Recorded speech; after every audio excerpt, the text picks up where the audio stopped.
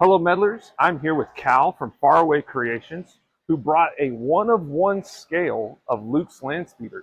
So tell us a little bit about the creation and what went behind creating this one-of-one prop. It's quite the work, actually. It's a lot of work. So it's hand-laid fiberglass, the body.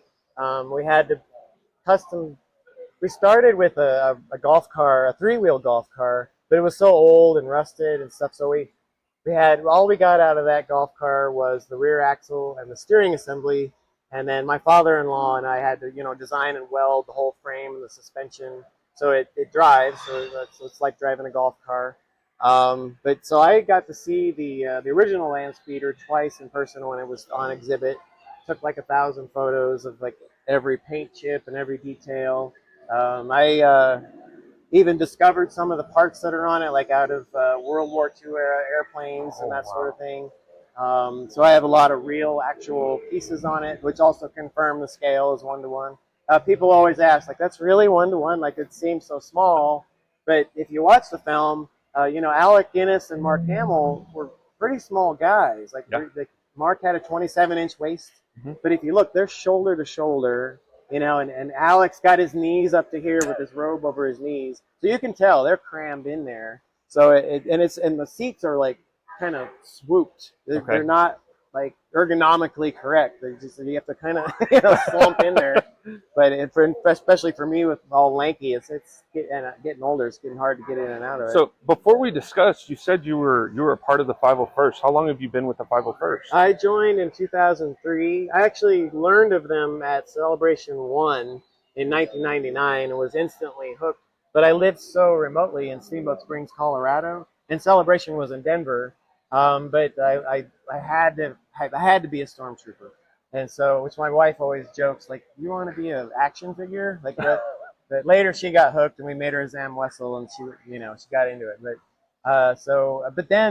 Since we lived so far away from Denver, and back then all we had were the Yahoo groups, which is like an email group. There were no forums. There's, no Facebook, none of that, and they were a mess. So like trying to communicate, but I didn't join until 2003 when we moved down to the Front Range, which is closer to Denver. But I always kick myself like, oh, I wish I would have got it because I would have been like an original like 3-digit member or whatever. But I could have still been, but I wouldn't have known. Like I chose 1932 as my TK number because I like 1932 Fords. But it was the last number on my list at the time that got it. So I'm looking back like, oh, I should have chose that 3-digit number.